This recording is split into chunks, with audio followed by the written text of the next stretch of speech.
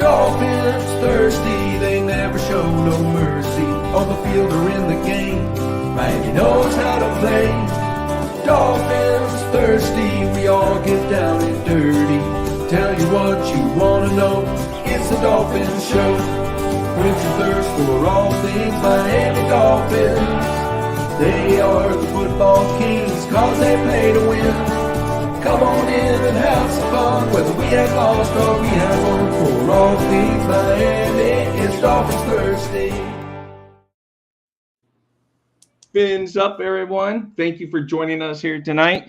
We're going to talk everything Miami Dolphins and about how fast we are, but is that speed good enough to get us to the top, race us to the top of the AFC East standings at the end of the year? But before we do all the great Miami Dolphin talk, let's start. I'm just going to go in the order to appear on my screen here. Steve Malloy, how are you tonight? I'm doing great, man. Thank you for having me on again. Yeah, and tomorrow night they can find you on the Fins Talk Sports Network at 7:30 p.m. So the same time as now. And then DG, you pop up next. So how are you tonight? Man, I'm wonderful tonight. I'm ready to talk about some Dolphins tonight. Hey, that's what we're all here for. And where can they find your YouTube channel?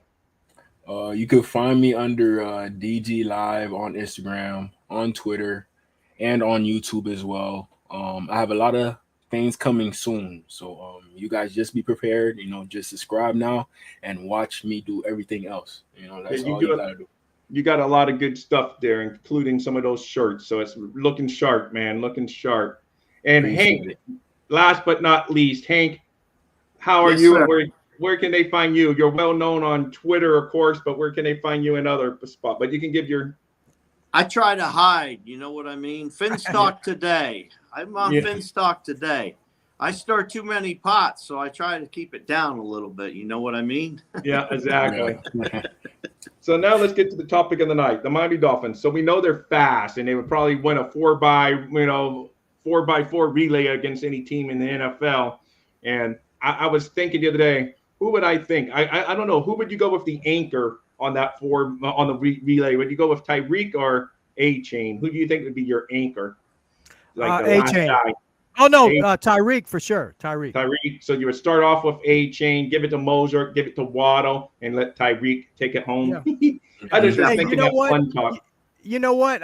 To be honest with you, if you watch Waddle run and you watch Tyreek, Waddle might be faster, just a tad faster than Tyreek. I know Tyreek wouldn't agree with that, but I would like to see Waddle and Tyreek in a race for sure. Yeah, no, that would be fun. Hopefully that Hammer Time and Cap for Life. Awesome. Up, Cap for Life, Hammer Time. So yes, but now the real question is, are the Dolphins good enough to win in the AFC East? Is that speed on offense good enough to overcome some of our weakness where we have on the offensive line, maybe the tight end position, and in some of our defensive questions? So Steve, since I'm starting with you tonight in that order, where do you think the Dolphins could finish in the AFC East this year based on the current roster we have? This is before training camp. Don't worry. I know things happen. Players get injured. Already reports of players getting injured. They're coming out. The Bills lost someone, and then I read someone else lost someone. So what right now, as we sit here on July 24th, what do you think the Dolphins' chances of East champs? You know me, real talk, right? Right. I predicted that the Dolphins would be 11-6. Is that good enough to win the AFC East? I don't think so, but I really think that's where they stand at 11-6. Now, people aren't giving the New York Jets a lot of credit. And I think the New York Jets are going to come on strong this year. And I agree with, I know Hank said that Buffalo might be in the decline. And I have that I have that feeling as well. So I think it's going to be the Jets and Miami battling it out for that second place finish. Oh, wow. Okay. And TG, what's your thoughts on the Dolphins as we sit here before camp? Like I really do like our speed. I seen the Madden ratings as far as being the fastest team on Madden, and I feel like that could propel us to at least winning 12 games. That's my prediction. Okay, 12 games. good. Yeah, that's my floor right there. But as far as the AFC East goes, every team, I'm a little bit worried about every team in my opinion. I heard some news that the Patriots are in talks to trade for Cortland Sutton. Wow. That's what I heard. Oh, That's what I heard. really? Yeah, Yeah. since DeAndre Hopkins did not sign with them, so I'm Right. guessing they kind of find like a backup plan. And Patriots, they're trying to find big receivers from what I'm seeing. Mm-hmm. And on top of that, out of all the secondaries in the AFC East, the Patriots secondary scared me the most, because their speed matches up with our speed. They have Jones over there. He's a very fast corner. He ran like a 4.2 something. They got Marcus Jones, very fast corner. I know the Jets have Ahmad Gardner. I know they have DJ Reed, but Ahmad Gardner, y'all been seeing him holding a little bit. So Yeah. I'm not too worried about the Jets. But Okay. Well, Okay. I like that. Well, Hank, I know where you stand because I saw your show Saturday, but now tell it to my crowd. You guys are going to diehard Dolphin fans are going to love his prediction. So Yeah. where do you see the Dolphins being at the end? I have the Dolphins early on at 15-2. Woo! Yeah. And that's because I picked the games that a lot of people don't think they're going to win, like against the Kansas City Chiefs. Miami Dolphins have a better defense than the Kansas City Chiefs. That's why I like it. Our secondary can cover better than their secondary will be able to cover our speed guys. It's a mismatch. So I think we're going to beat them in Germany. There's going to be no big chop going on from the crowd. Yeah. So you take the crowd out of that game. It's a neutral spot, basically. It's like going to the Super Bowl. Yeah. So because you're going to have fans from all over with all different jerseys that root for just a great game over there in Germany. So. No, you're right there, Hank. I think you had us losing only to the Eagles, and I forget who else you had us losing to. Yeah, I don't remember who else, but I know I had the Eagles for sure. Yeah, the Eagles I remember because I admit that's a tough game, but that's why I hate going schedule by schedule because as a diehard Dolphin fan, I hate admitting like, oh yeah, that team, it's probably going to beat. So that's why I just don't.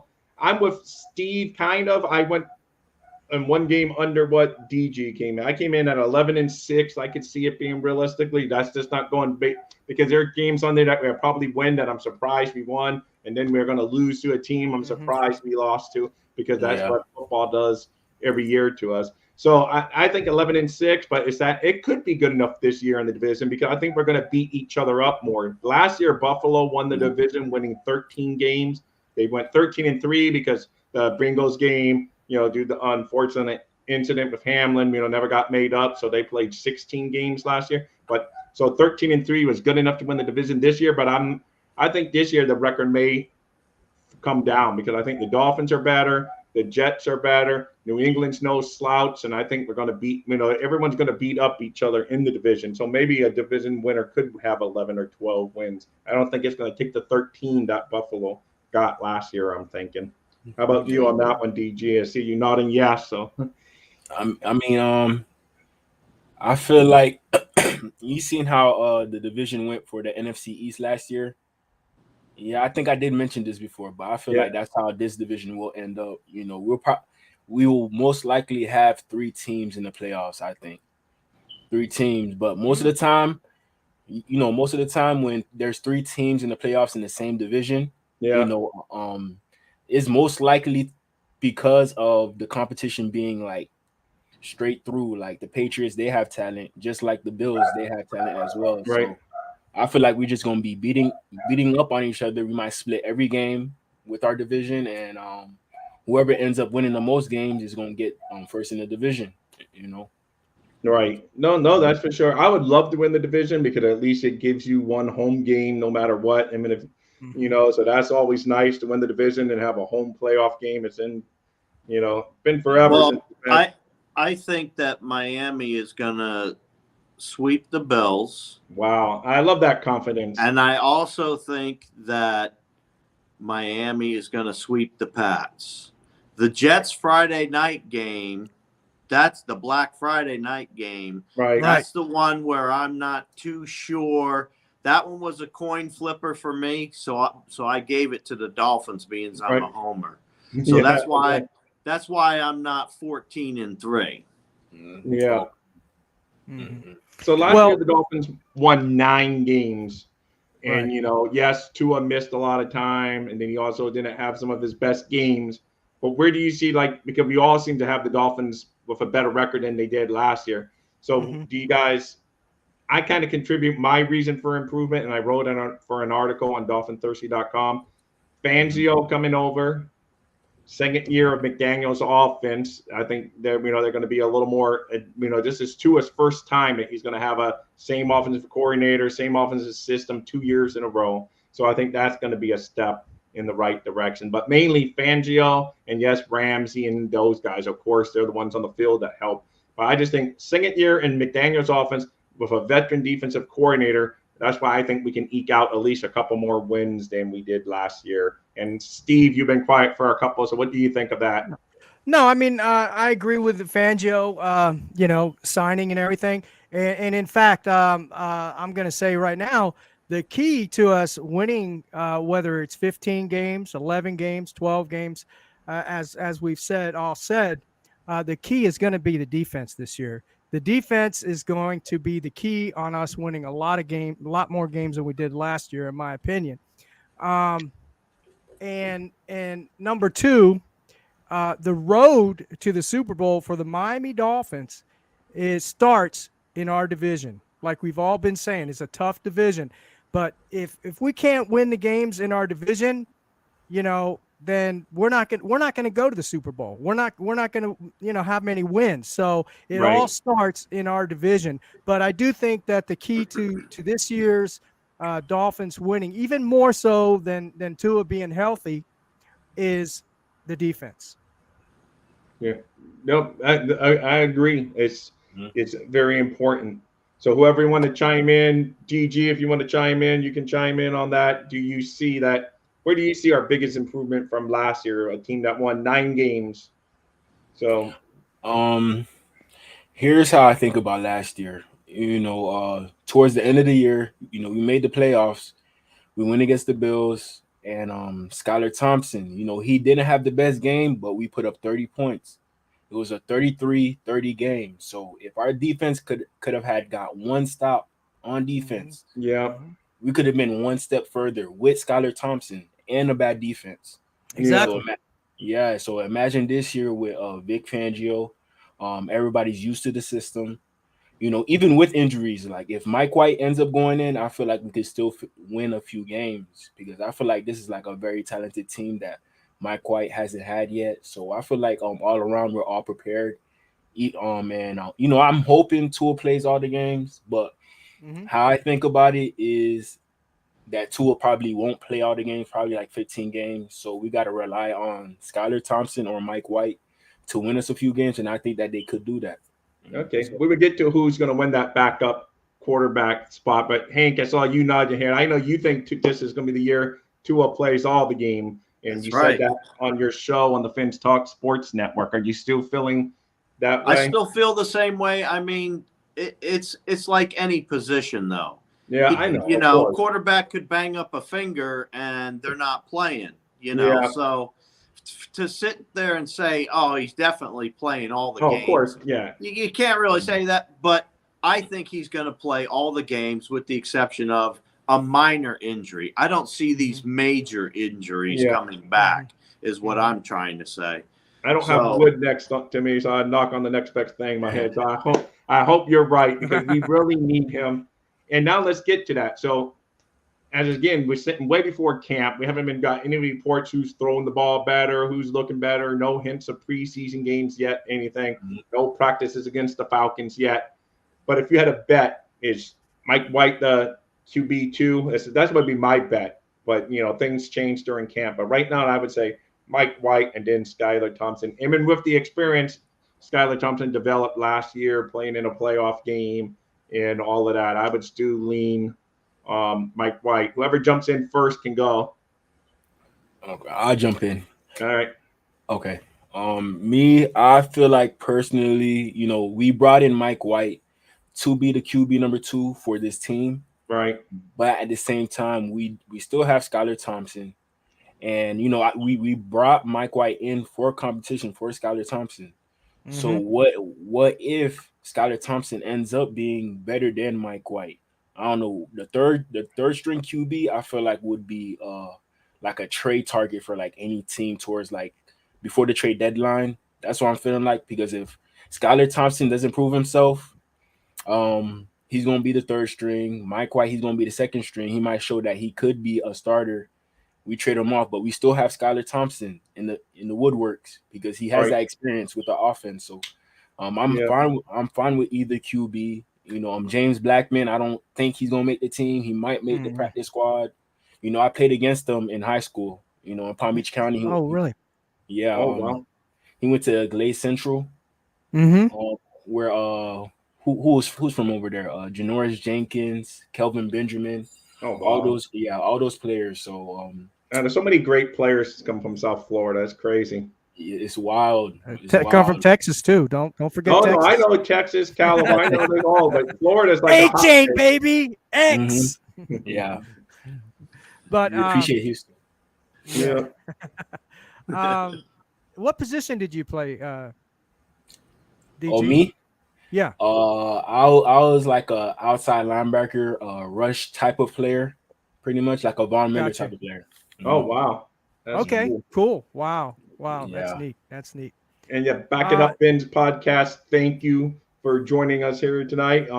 He says camp competition is always good. Hopefully, whatever the order, we don't need them for any extended minutes. I agree with that. So, yeah. I have a little different view, I think. I like Skylar Thompson, not only for the experience. I just think he has a more upside than Mike White. Even though we didn't get a chance to see it last year, Skylar Thompson's mobile quarterback. We didn't get to see that last year, and I don't know why, but he was a little hesitant to take off. Maybe he was told not to. I don't know. But I like Skylar Thompson. I know Skylar Thompson in camp last year, and maybe you know this, DG, is TD Finstock. He actually goes to the camps, and he's actually going to go. He'll be there this Sunday. And I like that because he gives a more realistic view. Every play, he does every play, not just 15 plays like the beat writers say, oh, well, he did good here and he did good there. No, he tells you the bad plays and he tells you the good plays. And I believe last year, in fact, Skylar Thompson last year was the better quarterback all around. He was more consistent even than Tua, our number one quarterback. Of course, he's not going to be the starter, right? Tua's our starter, but he was the more consistent quarterback in camp. And I'm hoping that he is again this year because I like Skylar Thompson as a backup. And I think, like I said, I think he has more upside than Mike White. So you'd be more comfortable. God forbid something happens to Tua, he has to leave for just a few plays, say, like sometimes you have to run off the field for, you would rather Skylar trot out there to lead the team. I'd feel more comfortable with him. Although Mike White, if he plays, I wouldn't be as comfortable, but he played in basically the same system as Mike McDaniel runs. So I guess I'll be the tiebreaker then. Yeah, there you go. There you go. I'll tell you right now, you have Skylar, who knows the playbook. I don't know how much White knows the playbook. That's what I don't know. And if you think about the fact that Skylar was put into that as a 7th round draft pick, they didn't get him ready for any games really prior to being thrown in there. Not really where he knew the game plan and everything else. Because you even had the wide receivers. Hill said that he was off and he didn't know all the plays. I mean, so I think we didn't really get to see what this young man can really do. And I think he has a lot of upside. White, I haven't really paid much attention to White. I'm not going to lie. He wasn't on our team, so I haven't paid that much attention to him. But I know why they brought him in, but I'm hoping that Skylar Thompson will beat him out. That's what I'm hoping will happen because I like consistency. No matter who you put in there, you want consistency. You want people that are familiar with one another. You want people that have worked hand in hand for the past 2-3 years together now on this team. You know, you have that cohesion, you have that readiness between one another. So I like it, you know, and I think there could be a lot of upside, but you know, they brought White in to be the number 2, I believe. So, but we'll find out because you know how training camp can change some things. Oh no, of course. And so can preseason. Preseason can change a lot. Because I know during preseason last year, we were all anointing like Skylar Thompson like a great quarterback and everything because, you know, he kicked butt in preseason and Dolphins Twitter was like, this guy's great. There was many people saying he could be the starter and this and that. And, you know, so, you know, how no. Because, you know, but they forget that, you know, there's no game planning. There's no scheming really in the preseason. So you know, it's easy. And then you're going against guys that won't, you know, unfortunately, because they're working their butts off to be NFL players. But a lot of them at that point in the game are playing some of their last football they're ever going to play. Well, at least at that level, they may go over to the XFL or whatever. So, yeah, you know, it's easy to always make a training camp star because him and Easy last year looked like they were studs and that we found 2 studs in the draft and they're going to eat up the league. And then we never based him. You know, Skylar did okay when he was called upon, not great. Easy, we never been heard of until the very last game of the season where he caught one ball. And all fair to Skylar, and even Teddy Bridgewater when he came in. And by the way, when Teddy Bridgewater in early part of the season before defenses started, before defenses started to adjust to our offense, Teddy Bridgewater and Skylar were throwing bombs to Tyreek Hill, and he was getting 160, 170 yards. So there was no decline in his play when both those quarterbacks came in. But I do believe that we're going to keep 3 quarterbacks as we did last year. We have to, only because of our situation with let's face it, our quarterback Tua. He's a question mark as far as being healthy. So we're going to keep 3 quarterbacks. All right, no, for sure. And now with the rule that there. Anyway, let me be. Hey, Papa Paul, welcome to our show. Thank you very much for taking the time to join us. Oh, my pleasure. I'm sorry, a little bit late. I had to walk the dog. I'm out on vacation right now. Oh, I know that feeling. Yeah. How you doing, sir? I'm doing good. I can't wait for training camp. And yes, we're 100% going to keep 3 quarterbacks with the new rule and all. There ain't no doubt about it in mind. Right. Mm-hmm. Yeah. No, for sure. I mean, I like that new rule. It's still always been a weekend. No one wants to see a running back. Even though you guys were mentioning Ronnie Brown the other day, he's been one of our better quarterbacks running on your show you were on the Finn tailgate. Yes. And he was. Yeah. But as the one guy just posted, I don't see any team going without 3 quarterbacks with that new rule, really. Yeah, no, I mean, it'd be insane too, because fans don't go there to see some receiver like, oh, who's our emergency quarterback? You know, so we were talking about Cedric, I think it was Wilson last year was going to be the Dolphins emergency quarterback. So no one wants to see that. So I'd much rather have the 3rd quarterback on there. And, you know, is it going to be I know the old rule was like the 3rd string, he can only come in if the other 2 are hurt and then they can't return or something, right? Yes. Mm-hmm. Okay. So you have to lose both your starting and your backup quarterback before that 3rd string can jump on. He's allowed to be there, and I don't know if he's allowed to dress for the game. Yeah, until he's actually needed. Yeah, I think he's actually dressed, but he doesn't play. He's in all the gear. He's not part of the 53-man roster. Right, exactly. At that point. Yeah. Right, exactly. That's how it falls. Hey, what hat is that you have on, Papa Paul? This is one custom I found on Amazon. It just says Papa Paul, Miami across here, number I wear. Oh, okay. Nice. I thought maybe that was like a Bob Kuchenberg reference or something. Yes, that's what it is. It's also the year I was born. Oh, okay. So you got me by a couple of years. I was born in 1969. I guess Keith Sims is the first number that pops up for the Dolphins when I think of 69. All you young bucks on here. Jeez. I really feel ancient. Hey, wait a minute now. I'm called the old man on my group and Yeah. everything. But because I got a lot of health issues on top of all this, my brother says I'm just a 56-year-old in an 85-year-old body. Oh. So, well, that's not as bad as what my wife says. She says my wife says I'm an old truck. You fix one part, two other parts break down. Well, that's a good one. I haven't heard that one before. That's good. Yeah. Hey, Scotty's in the house. I know one prediction you like 15 for 15. Every time Scotty comes in, he say Jalen Phillips is going to have a 15 sack season, which I hope that'd be great if Jalen Phillips. Yeah, I hope too. 15 sack. So, one of my guys is saying he's looking at Jalen Phillips getting about 17 this year. Oh, wow. Yeah. So that'd really be good. So I'm sure Scotty'd be all for that. I think his 15 means. Well, I think Jalen's going to make a big jump this year, being it's his third year right now, right? Yeah. Right. Right. And he's going to make a big jump this year. I think he's going to have double sacks, double pressures, and even double tackles, and everything. He's just going to triple double in a sense. Yeah.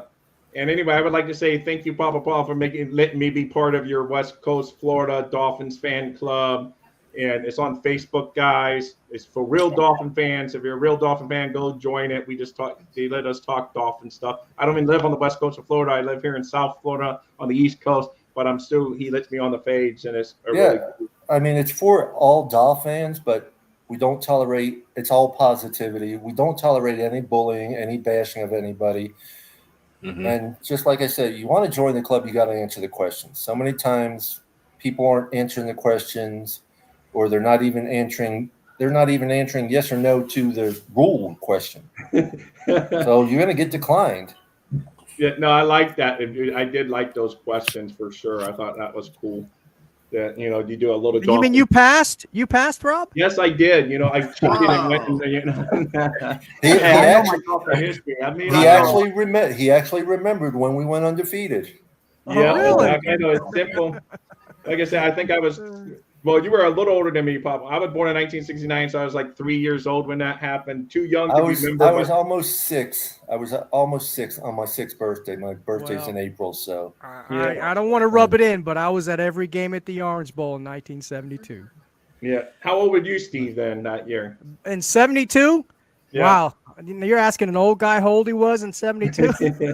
Let's see. I was born in 59, so 69, 13 years old. Almost 13, yeah. All right, so definitely old enough to remember. That's like me remembering the losses. I remember the loss to the Redskins, now the Commanders. But when John Riggins, ran over McNeil, and then Dan Marino never got to buy Joe Montana a Diet Pepsi because he never got back to the Super Bowl. I remember that Super Bowl, and that. You're probably like me, guys. DG, you're the only one that don't remember that. How old are you, DG? Man, I was just a thought at that moment. It's like one of my guys in my talk show. He's Ethan. He's a great kid, wonderful kid. But he wasn't even a thought back then. Oh, man, I know. He was only born in 2002. Oh, wow. Yeah. But he's a Dolphins fan, good, and he's a great kid. Are you only on Facebook? They want to know. The Back It Up Bins podcast wants to know. No, the WCFL Dolphins Talk is now on YouTube and Twitter. All right. Oh, cool. Nice. What nights do you run? Our main show is just Wednesday night. And here and there we'll throw in specials because it's 45 p.m. Okay. And here and there we're showing special shows. It was a week ago or 2 weeks ago today. I can't remember. I lose track of time with, different things going on. We had OJ McDuffie on a Monday night show. Oh, nice. Yeah. And it was a Monday night at 8:00. And we were on for almost 2 hours with OJ. Oh, wow. I hear he's a really cool guy. So he's a great guy. I've met him down at DCC. He's just a down to earth. He's just like you and me. Yeah. Yeah, that's it. No, because he just wants to help people. He wants to be, courteous, kind, caring, and loving, just like, a lot of people want to be, Yeah. He just treats people like he wants people to treat him. No, and it's true because real quick, not to bore everyone, but when I was laying in the hospital bed for a few months with my transplant I needed. Joe Rowe, I mean, I know the team probably organized, but it doesn't matter. He took his time. Dwight Stevenson, Joe Rose, Nat Moore was probably the ringleader of it all because he starts off. They sent me a video, and I'm, saying, hey, bro, we understand you're going through tough times, but they didn't have to do that. And OJ was Son Wooden. I don't want to forget any of the names that contributed. So they were all really good people, and so it's good to see good players be good people. But now we're gonna get back onto the football talk at DG. So. I would get back to you or Hank. Who wants to go between you guys? I got a question. What's the question? Go for it. It's going to be. Is it a trick question? Yeah, it's just going to be about Fangio's impact. Like, what player do you think is going to benefit that was on last year's squad that's going to benefit? Because we know Ramsey's coming over and he's going to be good in the system. But from last year's squad that was on the Dolphins, who do you see like being the biggest benefactor of a Fangio-led defense? That's going to be two players. Okay. Go ahead. Right, you go first, then DJ or no? Go ahead, DG. Go ahead. Me, I would personally say Xavier Howard. He's an older player, so we want to like alleviate the stress that we have to put on him that we did last year. It was only him and Kader Kohu. After that, it was nothing else. So now we bring in other defensive backs that could hold down the other side of the defense. So now it will put less pressure on Xavier Howard. We'll be running more zone than man. So Xavier Howard doesn't have to follow around the fastest receiver or the best receiver. He doesn't have to follow around Jamar Chase, Justin Jefferson. He could just be in that spot in that moment, read the quarterback, and get that ball. That's all we really need from him. Right. So I feel like Xavier Howard would benefit the most from Big Fangio. All right. And you, Hank, you were going to say two players? Yeah, I like two players, to be honest with you. And one is Bradley Chubb.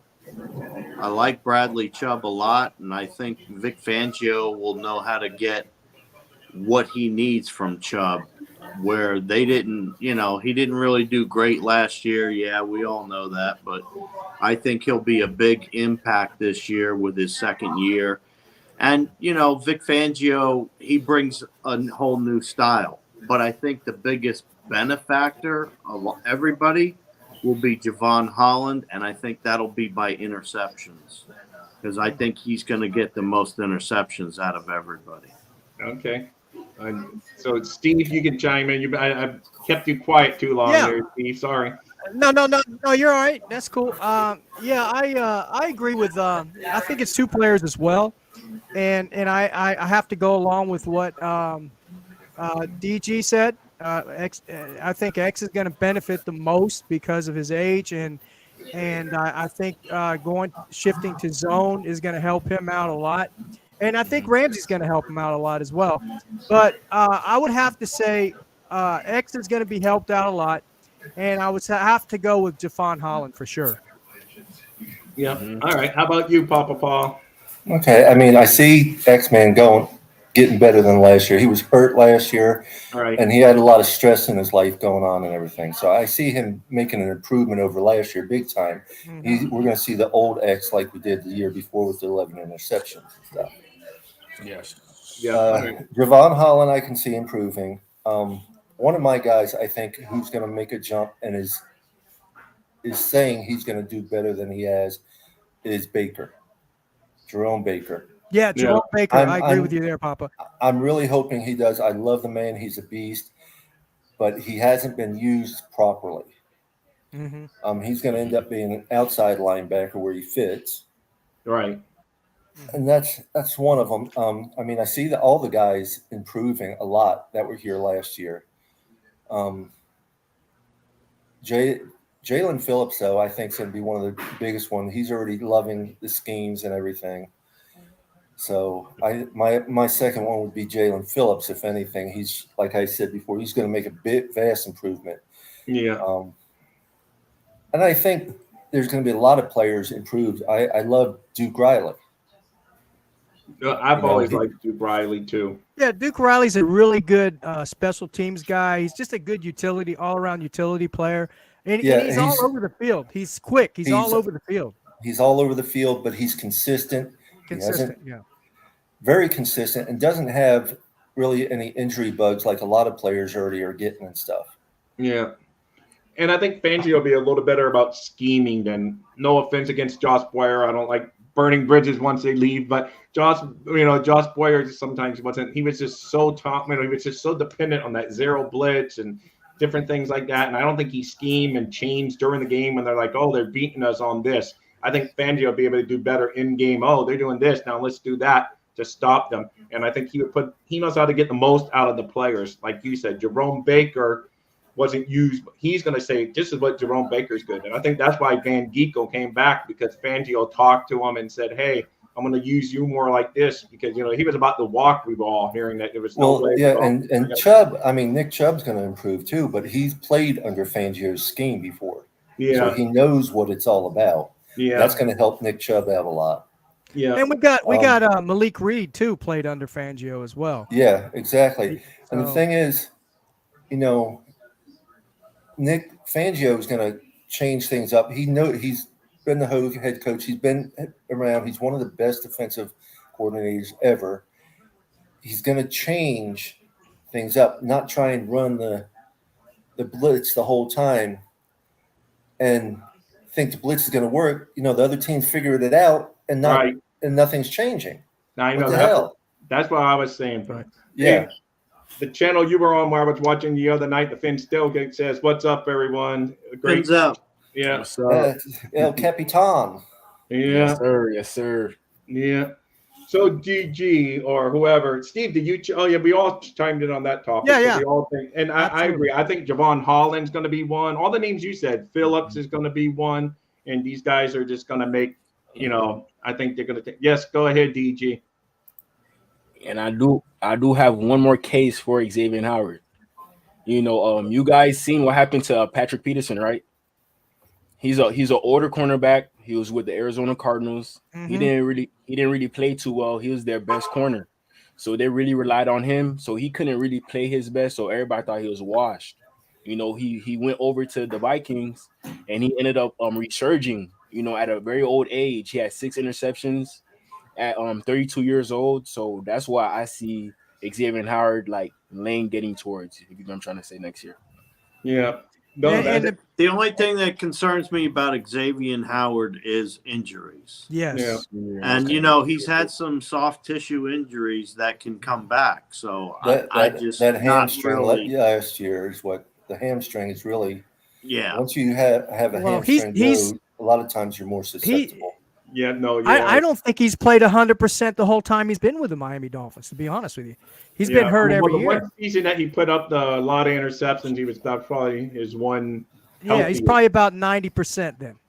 Yeah. He missed a few games. No, he has. He's missed some times. Anyway, guys, I've dropped the link. If anyone else wants to join at this point, feel free to come in and talk about our beloved Miami Dolphins. Like I said, Papa Paul and all you guys, a lot can change here because we're just on the eve of training camp opening for the veterans. Rookies has been there for a week. Dolphins have been pretty tight-lipped on what's happened at rookie camp. We don't even know what's going on. Well, rookie camp, they've already said, is mostly films and book work. Right. Okay. For Yeah. all Now, the that rookies makes to sense. learn. That makes sense. Yeah. Once the veterans come this tomorrow, they'll start installing the plays and stuff like that. Yeah, because I think the first practice outside they said is going to be like Wednesday. So tomorrow this is all install for everyone, get to know each other and do all that good stuff, and it starts going real. I'm going to be out there Sunday at the practice. Are you going to be out there, Papa Paul? Yeah, I'll be out there that whole first week. Okay. I'm going to be out there at least the first 2 days, and then that's the one after that we're heading up to Atlanta and then the Carolinas for a couple of days. So I'll be gone. But for the first 2, are you going to be out there, DG, for a couple? I know. Yeah, I'll be out there Sunday. If Florida wasn't so hot, I'll be out there every day too. But Hey, come on, man! You're the youngest one. You live I'm in the younger Florida. one. Yeah, he's a season ticket holder like you, Papa Paul. So Yeah. he might. So, are you in the shaded section, DG? What happened? I couldn't. Are you in the shaded area of the stadium on your? Or where do you sit? I'm not the richest person yet. So I have to. I don't think any of us are, DG. but I'm in the 300 level, 346. Level. Okay, I'm at 361. 361. We right next to each other. Perfect. I'm right on the corner, but I got the bar right behind me. Oh yeah, that area. I have ADA seating, so there's no one sitting right behind me. There's a space before you have the bar Oh wow. there, and then there's only one row of seats in front of me, but they're down lower, so they can stand up and not block my view at all. Oh, right on. I wish. Hank, what section are you in, Hank? I'm in 241. I just moved over there. I was in the sun roasting. I said I got to get out of that situation. So I'm kind of close to the end zone. On the So shaded I'm side? On the shaded side, yeah. 361's on the southeast corner of the end zone. And the good thing about it, having the bar there's a lot of open air, so I do get some breeze through there now and then. I'm going to be right over there by you. Just one level down. Yeah. Pretty much, yeah. Yeah. Hey, Right on. Papa Hank's a really cool guy. He'd be out there. Hopefully, you guys can meet up one day. You have to see his car. He has a Corvette that all painted off. I mean, all whatever, not painted. What do you call it? Wrapped. Wrapped. Yeah, well, that's Paris Love. You know Paris Love. He's got the truck. Oh yeah, Paris Love. Yeah, I've seen his truck before. So he's got a truck, and then he just got a Hummer that he got from Tony Hernandez, who wrapped them both. Oh wow. Okay. Here's the back of his vet, if you can see. Yeah. That's like, so it's like pretty cool. And then it's all decked out, the whole car. So him and Paris Love are going to get a lot of attention when they roll into the stadium all the time. Yeah. And Paris Love has that big air horn for a horn. Yeah. No, that's cool. How's he doing? I know you talked to him. Is he doing okay? He doesn't plan on going to any of the training camps. He's trying to just build up his energy and stuff. He's doing okay. He wants to be at the first preseason game, the only preseason game we have at home. Right, against the Falcons. Yeah. So yeah. No, that's good. I only met him the one time, the same day I met you and Big E at the softball game when we all got rained up, and it was very hot that day too, DG. But it was fun. You were there, weren't you, DG, at the game? Yeah, I was at all the home games. Most of the softball game, Xavier. The softball game. Oh yeah, I was at the softball game too. Whenever I seen a player come signing autographs, I ran straight down. I tried to get Waddle. I met up with Trill Williams. Well, see, I got Waddle. You got Waddle, and I got Waddle by accident in a sense. I first got DeSean Elliott. I mean. Okay, yeah. He signed one guy's on the very corner, and he started to walk away, and I hollered at him, and he came over and signed a hat for me, and everyone else started coming up there. Right. We were past the first base in that corner. The problem I have with DeSean Elliott and Trill Williams is like I'm not too sure if they're gonna be on the team next year. Oh wow. DeSean Elliott? Yeah, like they signed a 1-year deal. If they don't prove themselves, and we negative in cap space next year, so I'm already thinking these guys might not be on the team next year. Here, well, I'm telling you right now, DeSean Elliott is probably going to be the starter. Just saying. Okay, and I'll tell you right now, the cap space for next year is nothing to worry about. They can rework a couple of things again, and it's all in the clear. Because really, if they were to end up. There's a couple of players, and Wilkins was actually one of them because we have no idea what's going on with Wilkins, but he's not holding out, which is thank God for that. Right. Wilkins and I think they were talking Cedric Wilson and stuff. The two of them, after June 1st, they got the $30 million cap covered. So then we're back at even right off the bat. Okay. Like, let me ask you this question. Like, next year, the players who are currently on the team, which one of them do you think will be on the team like for years to come? Like we only have a very few amount of players like Javon Holland, Waddle. Those are the players I'm confident in. But all the other players that signed those 1-year deals, we just never know. It's no, we don't know. But it's all business at the same time, which is that's what gets me down is because it's business. It's not like it used to be where they played for the love of the game. Right. Exactly. Here's the deal too. we've got a lot of first-round players that if they do pan out, how's Greer going to pay for them all? Yeah. That's my question. That's good, baby. Well, we got one. You gotta look at how well Greer's been handling everything as it is. Yeah. Well, he was going to have to rework some contracts, but talking about working, Bobby's joined us. Hey, Bobby, how are you tonight? Hey, fellas, how y'all doing? Bobby Malone, El Gringo. Yeah. So A little Bobby bit, yeah. is of the Fins Talk Sports Network. Paul, I don't know if you've ever seen his channel. He does a lot of good Dolphin stuff too. He does all the sports, but he's really good Dolphins coverage. And I might be biased because I'm a co-host on one of his shows every Tuesday night. But anyway, Bobby, what you got going on? I know you got a show tonight after us. Yeah, I got East 10th Street Boys, which again, we on East 10th Street Boys, we talk Dolphins, we talk Heat, we talk everything. And growing up in Miami, we grew up down in Hialeah, so we talk about growing up there. Tonight, we are going to talk about the Final 53. Me and Alex kind of touch on that. And of course, you got Real Talk Fins Talk tomorrow, that's why I was taking me. I got home from work. I had to take care of some things, and I had to finish editing. I had 2 intros. I wanted to work on Fins Talks today's intro with a cartoon Hank driving his new Corvette, and then I had worked on Real Talk Fins Talk intro. So I'm very excited about introducing that tomorrow. And so you catch me tonight, and then of course you can catch me on Saturdays with that man right there in the top right-hand corner, Fish Tank Hank, talking Dolphins for about 30, 45 minutes to an hour of your time. Well, I'm going to have to get with you, Bob, and you can teach me how. I never had this many people on one of my shows. When I'm a smaller channel, I'm like, I don't have good-looking background for a lot of hosts because I start It looks blocking good. people. Okay, because I start blocking a lot of people's faces when I had some of the banners. So I'm like, that's not good.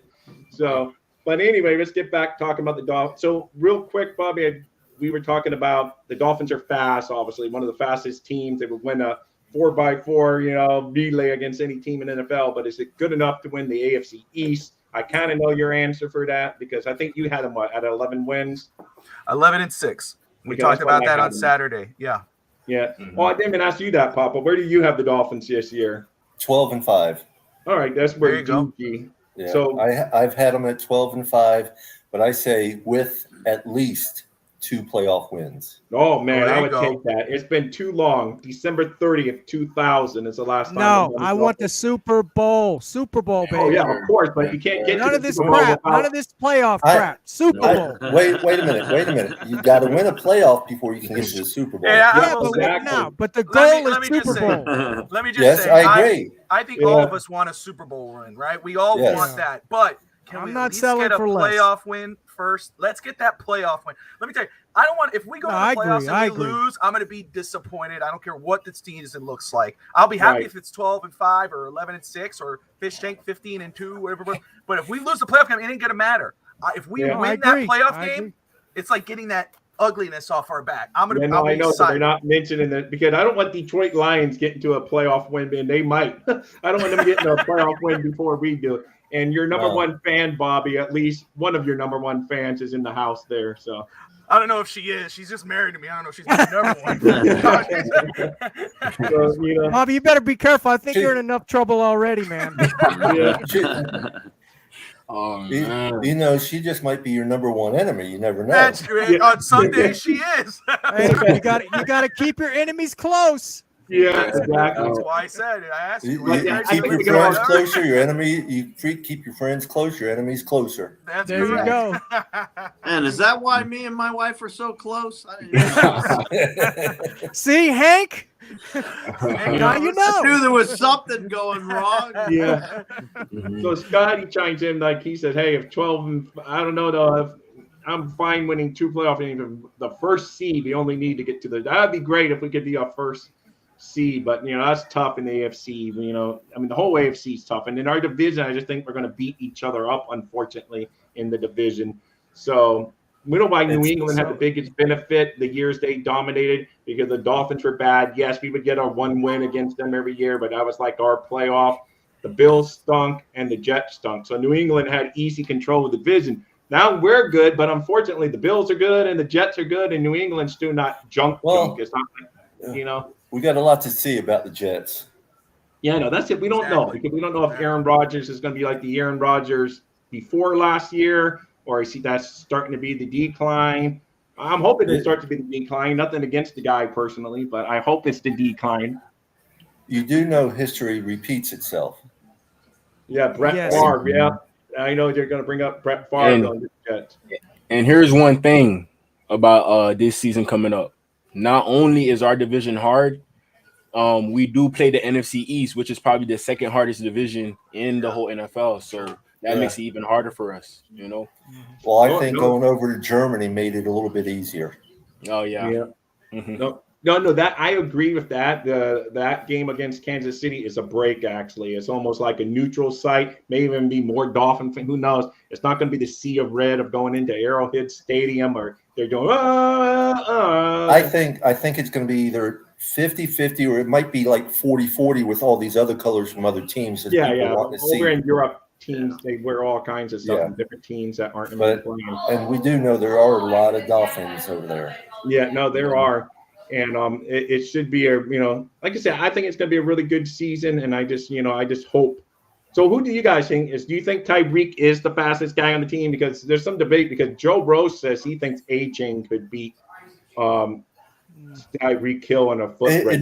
It'd be a very close battle because Tyreek's been what was his fast speed? Was 2.7? 4.26. Yeah, 4.26. Okay, yeah. A-Chain's speed was 4.29. He was only 3/100ths of a second slower. And now he's younger, so yeah. So it's going to be a photo finish no matter what. Yeah, don't leave Waddle's. Don't. Waddle's right there. No, I'm not. Can move. Well, Mozart can Mozart, move. I'm going to say, Mozart is offended because Mozart might be. For those who play video games, Madden, he was not. he wasn't on the top speed for Madden, and he's like, "Where did I retire?" So he's gonna come out with some chip on his shoulder. Yeah. I am stoked about seeing A-Chain playing myself. Me too. Yeah, me too. Hey, thank you, TD Fins Talk. You're welcome to come in here, TD Fins Talk, and join if you want. I dropped the link a little while ago. So, but here's one thing about Devon A-Chain that I noticed from his gameplay. It seems like he doesn't run full speed all the time. It seems like he knows how to control his speed. He knows when to give that extra burst against a defender and all that. Well, that's what I really like about him. It's that, and he knows the moves. He's my philosophy going over his tapes and stuff is I have two things. He's going to be the offensive version of Zach Thomas, because people said Zach Thomas was too small to make it in the NFL, and he proved everybody wrong on that. Right. And there's people saying A-Chain's too small to make it in the NFL. But like I've been told, Barry Sanders was just built like A-Chain. Yeah. Well, in fact, A-Chain's gained about 11, 12 pounds. Yeah. So he's gone from 188 to about 200 now. Yeah. No, that'd be great because Bobby, I was very excited the A-Chain when they drafted A-Chain. I was like off the chain for A-Chain because we were all kind of surprised. We did a draft show on the Fins Talk Sports Network, and when Cam Smith came up the first night, we were like, oh, okay, we liked him now that we know about him, but none of us had like cornerback or defensive back as a first. We didn't think that's where everyone was talking about the big tight end from Georgia, offensive lineman that was available, like the guy from Minnesota, the center, and all that stuff. And then we're on the clock with those guys available, and then they take Cam Smith. So we both kind of sat there silent. We started researching them a little more, and then we said, hey, this is actually a good value pick for where they got him. But I had a shirt made up for A-Chain as hop the train for A-Chain. Hey, I like that. Oh, that's good. Or board the train for A-Chain. Yeah, I did see that. That's good, man. So he's like you, DG. DG sells some shirts too called Dolphin Gang, and then so you guys have some good stuff out there. So Bobby, like I said, so the Cam Smith signing though, I think he is going to be. I mean, the rookie, he has contracts there. I mean, but the drafting of Cam Smith, I think is both of you and I sat there a little stunned. But, I think it is going to be a good – I think he will be good. And you can never have too many DBs in today's NFL. All of us. We were all on there, following the draft live. Fish Tank, myself, you, Steve, DG, and Paul, we're all watching the draft, and we all figured, we had everyone. I'd be shocked if someone said, "Hey, I had Cam Smith as our number one pick going in." We all had our eyes on someone else. So when they said Cam Smith, everyone's jaw dropped. You're like, wait, hold on. Because we got Jalen Ramsey, because we got Xavier Howard, we got these. Right. And it wasn't against the player because he's a damn good football player, but it was like a corner. But then now, you look at it. We had no depth at corner last year. That's right. You saw Trill Williams went down, Cater Coe, who's played well, and we expect good things from him. But Igbinoghene did not do anything except for one interception. Which congratulations. It's just now it's just the rich get richer. Your deepest unit on defense is your corner now. And then wide receiver, obviously, in the front. If the fastest, I would have to say for now, Dustin, I saw it. So who's the fastest? I'll stick with Tyreek for now until someone proves that he's not. It's Tyreek Hill. Yeah. No, that's good, man. I mean, that's Bobby, fine. You I just agree shut with everybody that. down. I agree. No, I was thinking about it. No, it's true. So I got something else to say about A-Chain. I've predicted that he will be in the running for Offensive Rookie of the Year. Wow, that would be nice. That would be nice. Really he's nice. going to fit into McDaniel's scheme a lot more than people think. Yeah, I agree. They didn't draft him. They drafted him for some reason. That's for sure. Yeah. Yeah. So.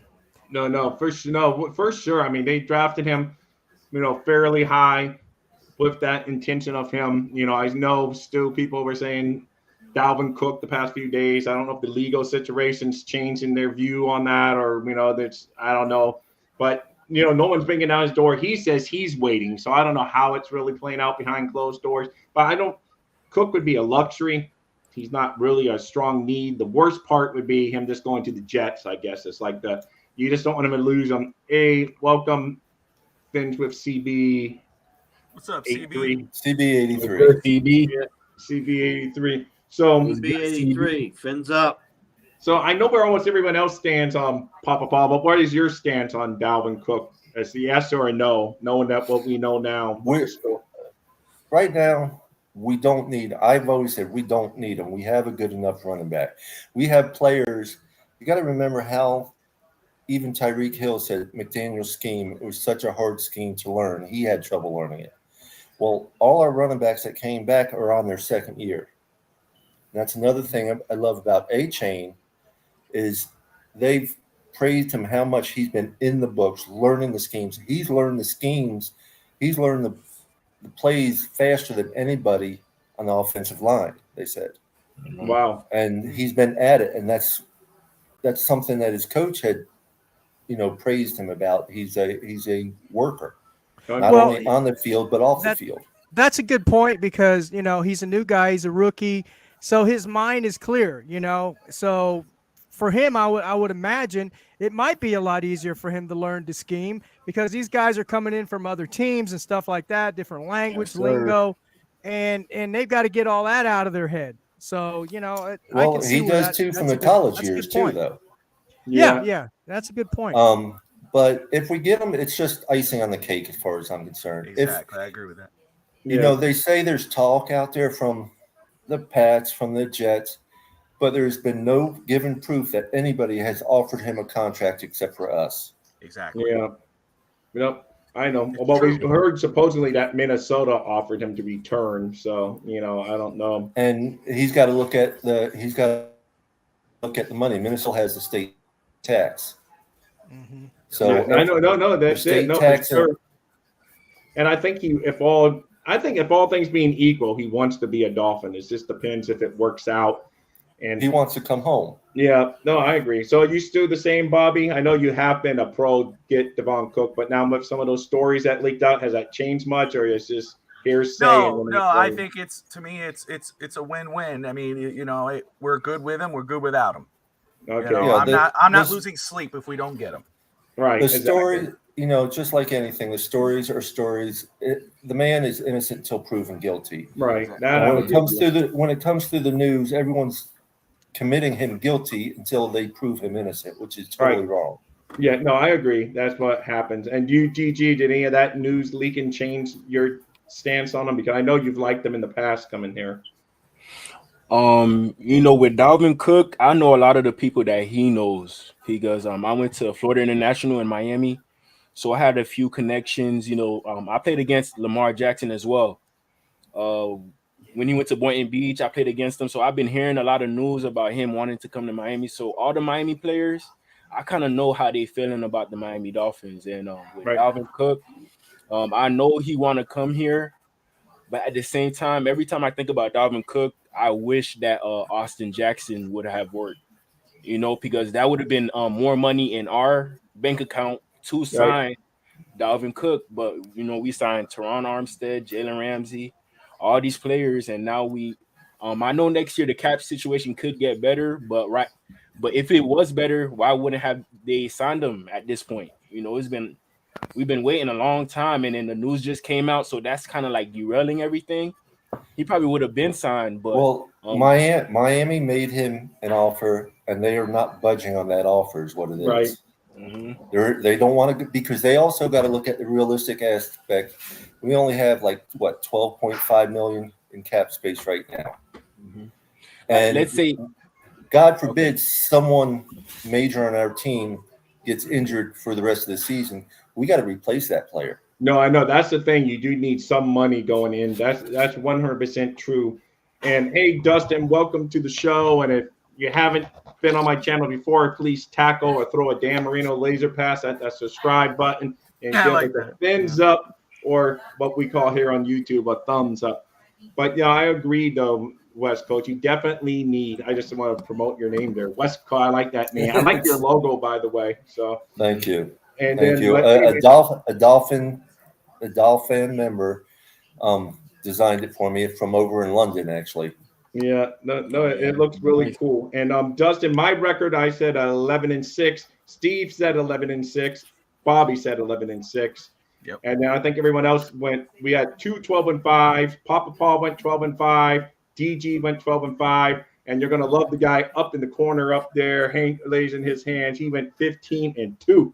So that is really in fine air. I would love that if that comes to be. That'd be like me, dreaming and afraid to wake up if we have. Yeah, well, that's how it's going to go, because we're going to be away at the Baltimore Ravens, and that's the one I see us dropping. That was the other one that I had forgotten earlier. And the Eagles. And the Eagles. Yeah, no, those are the two games I see us dropping. Well, I mean, I would say 17-0, but I'm also a realistic that any given Sunday. Yeah. No, I agree. The worst team in the league can still beat the best team. Oh no, that is 100% true. And a game that we may think that we have this could be one of those bad ones. We could go in there and whomp them and be super high. So, because I was afraid going into that Ravens game last year, because even though the year before we had beat them, but they had historically pounded us up there when we gone up there. The biggest memory I have is Kiko Alonso almost killing Joe Flacco. That's about the only. But other than that, we got killed every time we went up there. It was just always ugly. And then we went there and it was being ugly again. And then that fourth quarter was just a thing of beauty. The whole momentum changed. Tua had a little Dan Marino spirit enter him for a quarter, and he was throwing bombs to Duper and Clayton. I was going back to my days, I remember this. And then. It was fleeting, unfortunately, and we just need to get to be more consistent to it. But, that was one great game, because I know, Bobby, on your Fins Talk Sports Network, it was we were all on cloud 9 after that game. We just couldn't believe it. Yeah. So hopefully we get more consistent. And, Bobby, I know you were saying, how many games do you see Tua playing? Because we covered that tonight. I know you said on Saturday, but how many games do you see Tua playing this year? I have him playing 15 games. 15. My prediction, 15 games, and I'm hoping that game it's the 2 games that are being missed. It's one, maybe an injury just to sit out, a nagging injury, has to sit out one game, and the other is because he doesn't have to play. We're already in the playoffs. Right, hey, that'd be the greatest scenario. So 15 games. That would be good. That would be good. Yeah, we're all thinking. So, Papa, do you find him? I know we can't predict, and I almost hate talking about injuries, but he does the one thing about Tua, his availability. It's been his biggest question on his ability. Do you see him maintaining throughout the year? It's tough to say. He's doing everything he can to maintain his ability throughout the year. Yeah. I mean, you can't ask for a harder working quarterback, really. And I would love for him to, I don't care if it's what 2 games it is. If he can stay in 15 games out of the 17, I'm happy as a pig in shit on that. Yeah, no, hey, yeah, no, I believe me, I am too, because that's his. But what's your overall take on Tua? Do you like him, or are you in the? I'll be the first one to say I was never a huge Tua fan. I wanted Burrows from the get-go. Yeah, but I wanted unfortunately, Burrows from the get-go. Yeah, I know. Everyone says that. Unfortunately, he was long gone. So well, if there's a will, there's a way. Yeah, I know. Straight up, yeah. But right. I support him because he's a Dolphin. Right, that's how I and that's how the right above you there, Steve. Sorry, Steve, I haven't let you chime in as much as I'm not used to having so many people. Good. I'm a rookie at you're this. Good. So hey, I am too. I am too. Trust me, I'm a rookie at it too, and things have just been hopping along great. Doing a great job. Doing a great job, Rob. Yeah. So, don't worry, Rob. He'll get you back tomorrow. Yeah, absolutely. You know it. That's right. Tomorrow I'm his co-host. I'm his co-host tomorrow, so it's all good. But hey, this is me just getting back from the night we had Dougley Do Wrong on there, and Steve forgot about me. He became a fanboy and forgot about Rob. And it's all good. Dougley Do Wrong. Sorry. I definitely, like last year. First of all, he was put in way too soon on his first season. 100%. He should have never even played his first season. Really. Coming off a major hip injury on top of everything, they put him in before it was even a full year. Come on, give me a break. I don't count his first season. To me, this is his third season, which would be his breakout year. Right. Okay. I support him as a Dolphin, and last year I sure as hell didn't want Teddy Bridgewater playing at all. No. I supported Teddy because he's a Dolphin, but I did not want him playing. Yeah. No, I agree. He didn't even seem to have the energy level. I don't know if that's just us, that's perception, but he didn't. I mean, look, he couldn't play because of a pinky. Yeah. No, I know. I agree. It's just tough. And where do you stand? Oh, yeah, were you there when we were talking about the backup quarterback? Who do you think's a QB2, Mike White or Skylar Thompson? I wanted to talk about that because CB83 is mentioning over here about Skylar had his shot to take second spot and he didn't do it. And Skylar had multiple opportunities to become that guy. And he's saying that Mike White is better than Skylar Thompson. You look at the stats, Skylar Thompson's got better stats than Mike White in some ways. Yeah. Well, I know Mike White had that record-setting game his rookie year or whatever, or not rookie, but with his first year with the Jets, he had some crazy number in his first start. But he's only won 2 out of. He's only started 5 games. Yeah. No, in all respect to that, I mean, Brock Osweiler with the Broncos one time had a major game. It was 7 touchdowns, one of those guys, and look what they turned out. I mean, everybody has a good game once in a while. I said from the beginning. That we signed Mike White. I said it's going to push Skylar Thompson. Mm-hmm. They might not have brung him in to push Skylar Thompson. Somebody said, well, they think they brung Mike White in for Skylar Thompson to push him. Maybe they see something in him, but I don't see it. I don't see it at all. And you look at it, Skylar Thompson's the only one with playoff experience. Yeah, no, he is the one. Stats don't always tell the truth. If you watch the film, you can see he's not gun shy. That's true. So, Bobby, where do you stand on that? Are you a Skylar Thompson or a Mike White QB2? We all know who QB1 is.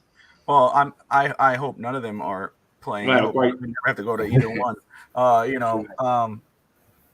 I liked what I saw in Skylar, who was a 7th-round pick, who should have never seen the field at all last year. For him to come in when he did, and to even start in a playoff game and keep us that close when he did. Yes, it's a whole team game, but he was the starting quarterback.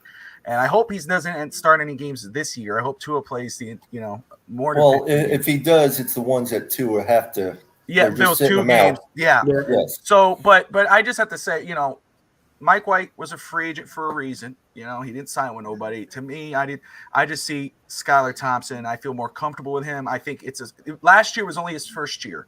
You know, he said he had the opportunity to do something. What was his first year? He wasn't even supposed to be playing. So to be put under those circumstances where your first quarterback goes down, then Teddy Bridgewater goes down in the first play. Now you're in there and you're playing and you win the game, but you play enough to keep us in it.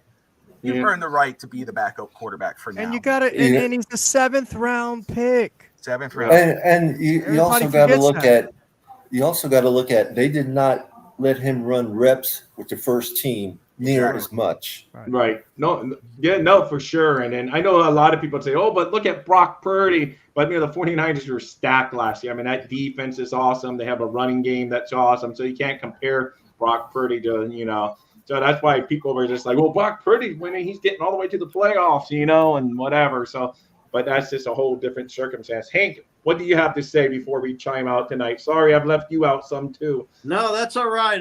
I'm a good listener. Trust me. Yeah. I like Skylar. I think he has more upside than down. And when you compare him with White, I'll take Skylar, who has a year of this offense under his belt already and who has a little more knowledge going into the season as far as what Mike McDaniel wants to do. Right. And that's the reason I'd pick him over White, and that's the only reason. Yeah, and it's almost at the end of the show here, but real quick, DJ, I let you start. George.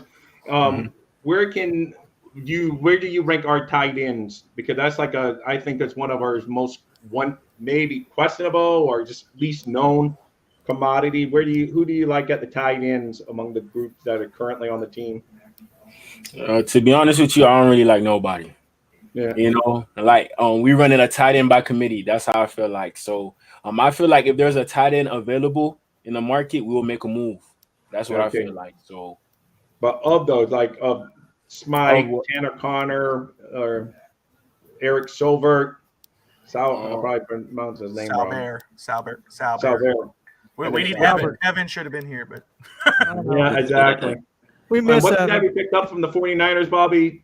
Croft. That's the guy I think is going to be our most productive tight end. I will just say this, and not to interrupt DG, but I just will say, I think the tight end group right now, and I was pounding the table for a tight end before the draft, and I agree. Croft is my guy who's going to be the most productive one. Smythe, in regards of, he'll probably be our starter for blocks, but I think our tight end group right now is exactly where it needs to be. You saw Mike Gesicki, one of the better offensive weapons in terms of tight end. We had him last year, and he was a nobody. And I don't mean in the Dolphins. He was not used. I thought he was going to have the most touchdowns. Somebody else, maybe one of our guys, is going to have the most touchdowns this year. 15, I believe. What is it, Fish Tank? Who's that guy you're talking about? Tanner Connor. Tanner Connor. He thinks Tanner Connor is going to blow up with all pro numbers. I remember that. But to me, in seriousness, is that I believe that the tight end group is exactly where it needs to be. I think McDaniel's comfortable with this group. I think that's why they didn't draft a tight end. They did get Elijah Higgins at the wide receiver, but they're going to turn him to tight end. So I'm comfortable with the tight end group right now because I don't see anybody really being that productive in this offense as a tight end. Yeah, no, I agree. How about you, Steve? I kind of agree with Bobby. At first I thought Tyler Croft would be the odd man out, but the more I did a little research on him and stuff, he's actually an all-around tight end. He's a good catcher and he can inline block. So I think he's going to get a lot of reps along with Smythe. And I think Salbert will also get some reps. He can catch the ball too. They can all catch the ball. I mean, they're NFL players. But I think the more I did the research and as long as Croft can stay healthy because he's had an injury history, I think he could be our leading in receivers. And he can be the all-around tight end that we need. I'm surprised, Steve, how fast I turned you around to agree with me. I think I'm going on 3 years. I'm 3 years with Hank, and he still doesn't agree with me. Of course I don't. Look, I got a right to change my mind. Yeah. Well, Hank, before I get to Papa, Hank, I know your answers. Your premier tight end is going to be Tanner Connor, but tell us a little why Tanner Connor. I just thought that Tanner Connor has changed his whole attitude. He has this offense again where Higgins isn't used to this offense, the rookie. They're not going to throw him away. And I just felt like he was a better fit than some of the other people that were on there. Okay. And when it comes down into the red zone, I think that they're going to start using the Kittle effect a little more than they did last year because they have tight ends that can block and then go out for the pass. And when Tua needs that extra time, the tight end's going to be sitting right there, and they're going to hammer it into the tight end, in my opinion. Okay, and Papa, what do you think of the tight end spot? I personally think it's going to be non-existent this year, except for just blocking. Yeah. But I do like the idea of, as Hank said, using them in the red zone, getting through blocking and then getting open. Yep. But otherwise, I think the tight end position is going to be pretty much non-existent. Right. So the blocking. I mean, last year, even Gesicki not having the greatest year, he did get some touchdowns for us. So he had 32 catches. He had 32 catches last year. And they know they could throw it up high enough, and only Gesicki's going to be reaching it. Because man. Yeah. No. Gesicki was the one man that I saw make more one-handed catches than most other players. Yeah, no, for sure. The one problem with Gesicki, though, is you might as well say we're passing the ball every time he lined up. You just knew that the Dolphins were going to pass. For sure. So, because they didn't want to really put him in the running game. So I guess that would be the toughest thing. And I think that's the reason they didn't have any, designs on keeping him long-term. Hopefully he doesn't go beat our butt. That's pretty much why I think that the tight ends are strictly going to be blockers this year. They're going to be pretty much non-existent as far as pass catchers. Yeah. Well, I hope they're existent. I hope they are because Tua's going to need them at some point. Well, as pass catchers, they're going to be non-existent pretty much. I don't know. I think. You might be right. I would say you might be right, but I would like to see them at least be utilized in some passes. They have to. They'll be utilized. They'll be utilized. Yeah. In the emergency situations and stuff like that. They've done some blocking. Yeah. Right. They've done some blocking. They get out. None of the guys are open downfield. You got your tight end over here to the left or to the right and stuff. Yeah. Yeah. I agree with you, Scotty. Yeah. They need to at least be a threat in the red zone. Yeah, for sure. Yeah, that's for sure. And I think we're going to use our running backs more out of the backfield. Let them catch the ball more. That's going to be our dump off bow. I think they're going to dump it to the running back. Do you agree, DG? Sorry, I kept you quiet there for a little while. I do agree. It's just the fact of, we have a lot of tight ends in the group, and nobody brings that fear monger mentality as far as going against another team. You could put Tanner Connor in there. Hopefully he's been working this offseason to be that 15 touchdown tight end that you guys are mentioning. But you could be fast, but you gotta learn how to run routes. You gotta learn how to block as well. You gotta catch the ball. You gotta catch the ball. You gotta know how to do all those things. But if a defender knows that you're only good at one thing, that's where he's gonna stop you at. And then everything else he's not gonna really worry about. Yeah. So that's my thing with the tight end group. Hey, you guys said good, and we're almost here at the end. I got a couple more minutes. I'm gonna go across all you guys. Steve, where can they find you here on YouTube and Twitter? Well, they can find me on the Fins Talk Sports Network, Real Talk Fins Talk, every Tuesday night at 7:30 Eastern Standard Time. Okay. All right, Hank. Yes, sir. Where can they find you every Saturday? You can find me every Saturday at noon with that man down there in the corner. Oh, wait, it's that way. Yeah. With that man down there in the corner. And we're on the Fins Talk Today. Yeah, and that's all. Well, Bobby, you can say where they can find Fins Talk Today, Bobby. Yeah, I find Fins Talk Today with me and Fish Tank Hank talking Miami Dolphins every Saturday at 12 o'clock Eastern Time. Start your weekend right. We have a lot of fun. We debate. Nothing off the we go back and forth. It looks like we want to kill each other sometimes, but no, it's all in love and fun. So you find me there on Saturdays. You can find me in about 10 minutes on the Fins Talk Sports Network, talking Dolphins, talking Heat, talking Inter Miami, on East 10th Street Boys again with Alex Atiachiska. and really anywhere on Finstock Sports. I could pop up anywhere at any time. Yeah, and you guys talk about wrestling, basketball. You talk everything. You got everything. You can find me on Twitter at Bobby Finstock, and it's really cool. I'm glad I got a chance to do this because I got to meet Papa Paul, and I got to meet finally DG live. We've talked a little bit on DMs before. I think he expected me to be on Real Talk last week because I connected you guys all. And I remember going, is there another person supposed to be on? I felt bad. I was he crap. had been on a show with me during the day, so I was talking to him too. So he's a good guy. Awesome guy. So I'm excited to finally meet you guys. And hopefully it's not the last time we talk. But yeah, that's where you can find me. All right, cool. And Papa Paul, where can people find you? Well, first, I want to thank you, Rob, for the show and the invite and everything. And don't be sorry about leaving anybody out because it is what it is. Some people will talk more, some people will talk less. Yeah. On my show, I probably do a lot of less talking than anything. Yeah. But you can find me on WCFL Dolphins Talk on YouTube or WCFL Dolphins Fan Club on Facebook. And Twitter is, I think it's Papa Paul's 6969. Yeah, I know I don't see you on Twitter much, but I've seen you here on here. But Twitter's a new account. I'm new to a lot of this stuff.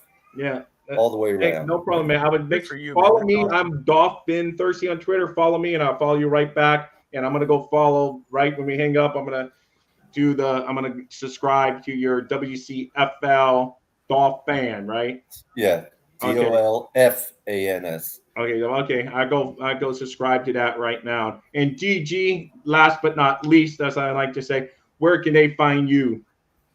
You can find me at DG Live on Twitter, on Instagram, also on YouTube. Very cool. And for whoever it is, if you want to collab, I have no problem with that. We all family. We all have the same interests. So no problem. Just hit me up in my DMs on Twitter. I will respond within 24 hours, and I'll be happy to do business with anybody. All right. Sounds good, man. Thank you, Sounds DG. good. I mean, he saved the best for last. Yeah. And, I made that banner up for him because he's helped me on mine. I helped him do that. I made that banner for him because he's really helped me get my network, going, moving, and with some. Yeah, we're all out. It's like he said, we're all out here, family, to help each other. Yes. Yeah, and exactly. The only thing we do to sorry about that, Steve. The only thing go ahead, Papa. Go ahead, brother. The only thing we do is agree to disagree on things. Yeah, right. No, that's for sure. That's one of Steve's lines almost. He said we may disagree, but at the end of the day, we all love the Dolphins. So exactly. So go, Steve, before we close out. No, I just wanted to make mention. You can catch me on TD Fins Talk at 7:00 Eastern Standard Time on this Thursday. Yeah, and I'm gonna try to maybe do a show Wednesday. What time's your show on Wednesday, Papa Paul? 8:45 p.m. we start, and it can go anywhere from a little over an hour up to we've gone just over 2 hours before. Okay, I may do a show Wednesday, but then I'm going to come watch your show on Wednesday, so that's going to be good. So I'm looking forward to it. Yeah, DG, make sure you subscribe to Papa Paul over there, DG. So hit me up, Paul, anytime, and I'll hop on the show if I'm free on that day. I'll come. I throw out the link usually. We talk about anything and everything. Majority Dolphin stuff, of course. But we'll throw it, just talk about family, how everyone's doing. We talk about wrestling a lot of times at different points. Oh, wow.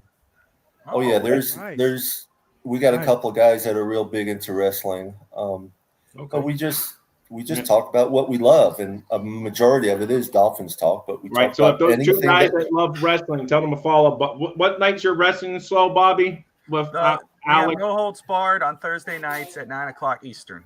9:00 Eastern. Tell them it's a good wrestling show. It's just channel that show's just getting traction. It's a good show. They love it. They have passion. As much as I have passion for the Dolphins, they have passion for wrestling. So it's a fun show to watch. But anyway, with no further ado, guys, I'm about to close out with my Dolphin Thirsty theme song. I thank you again all for joining us. And thanks, guys. Time. Later, guys. Thank you, Rob. Peace, love, and fins up. Fins up, everybody. Fins up, everyone. Thank you. Dolphins thirsty, they never show no mercy on the field or in the game. Miami knows how to play. Dolphins thirsty, we all get down and dirty. Tell you what you want to know, it's the Dolphins Show. Quench your thirst for all things Miami Dolphins. They are the football kings.